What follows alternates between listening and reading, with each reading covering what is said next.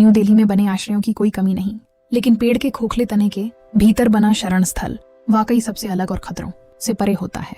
जमीन के अंदर पूरे 303 मीटर तक गहराई, चाहे बाहर जंगली सुअर झुंड में घूम रहे हों, अंदर रहने वाले को जरा भी डर नहीं होता। फुर्सत के समय स्वादिष्ट खाना बनाना, ऐसी जिंदगी देखकर सच में जलन होने लगती है। जंगल जीवन से बेहद प्यार करने वाला लाओ बाई लगातार 2.5 दिन तक पैदल चलने के बाद एक दिन अचानक कई दर्जन मीटर ऊंचा एक खोखला प्राचीन पेड़ देखता है। उसका अंदरूनी हिस्सा एक आदमी के रहने के लिए पूरी तरह पर्याप्त था। लाओ बाई की आंखें चमक उठी। सोचा, अगर यहाँ एक शरण स्थल बनाकर कुछ दिन न रहा तो इस पेड़ का अपमान होगा। बस फिर क्या था, काम तुरंत शुरू हो गया। सबसे पहले उसने अंदर पड़ी सूखी टहनियां और पत्तियां साफ की, फिर गैर जरूरी हिस्सों को काटकर जगह को और बड़ा किया।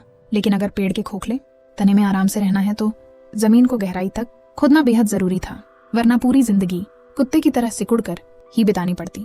जंगल जोखिमों से भरा होता है, इसलिए लाओ बाई हर कदम सोच समझ कर उठा रहा था। उसने अपने साथ लाई रेन शीट जमीन पर बिछा दी ताकि खुदाई के दौरान जानवरों को हलचल का आभास न हो। पेड़ के नीचे की मिट्टी बेहद सख्त थी। भले ही लाओ बाई रोज कसरत करता हो, फिर भी उसकी कमर जवाब देने लगी। ऊपर से नीचे एक सड़ा हुआ विशाल जड़ वाला ठूंठ भी था, जिसे हटाना किसी मुसीबत से कम नहीं था। करीब 10 से 15 मिनट तक पूरी ताकत लगाने के बाद आखिरकार उसने उस जड़ को उखाड़ फेंका। जब खुदाई आधा मीटर तक पहुंची तो उसका परफेक्शनिस्ट दिमाग फिर सक्रिय हो गया। इतनी जगह बर्बाद नहीं करनी, कम से कम एक हॉल तो बनाना ही पड़ेगा। जमीन के नीचे रहने का सबसे बड़ा फायदा है सुरक्षा, लेकिन सबसे बड़ी समस्या होती है नमी। इसी वजह से फायरप्लेस बनाना सबसे जरूरी काम था। उसने चूल्हे के लिए गड्ढा बनाया और बाहर की ओर धुएं का रास्ता निकाला। इसके बाद वह निर्माण सामग्री इकट्ठा करने निकल पड़ा। जंगल में गिरे पुराने पेड़ मानो खुद मदद करने आए हों। हल्का सा छूते ही टूट जाते थे, जिससे उसका काफी समय और मेहनत बच गई। लकड़ियों को बराबर काटने के बाद असली निर्माण शुरू हुआ। भले ही यह जंगल का घर था, लेकिन लाओ बाई इसे लंबे समय तक रहने लायक बना रहा था। दीवारें मोटे लट्ठों को एक दूसरे पर सलीके से जमाकर बनाई गईं। हर जोड़ और हर कोण को बारीकी से ठीक किया गया। मजबूती इतनी कि भूकंप भी आ जाए तो फर्क न पड़े। हालांकि डरने से भी क्या ही होता। अंदरूनी ढांचा पूरा होने के बाद बाहरी सीलिंग की बारी आई। उसने लकड़ियों के सिरे तिरछे काटे, दोनों ओर कसकर फिट किया और ऊपर से पूरा ढक्कन बंद कर दिया।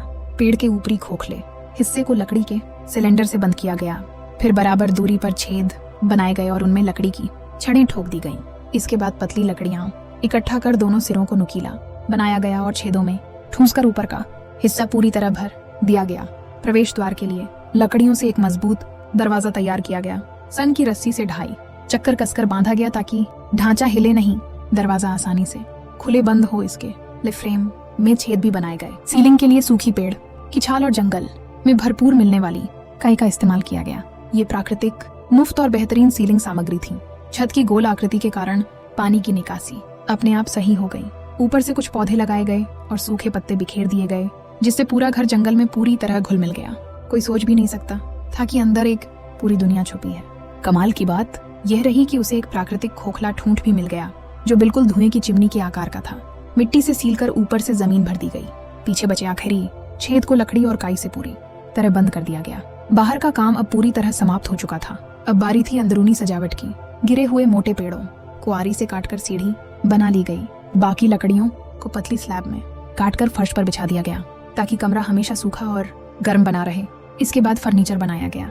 लकड़ी के सिरे पर आधा खांचा काटकर 4 मजबूत टेबल पैर तैयार किए। बिस्तर के ऊपर मोटी काई बिछाई गई।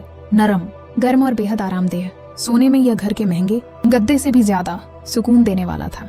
जंगल में रहने का सबसे बड़ा फायदा यह है कि यहाँ संसाधनों की कभी कमी नहीं होती।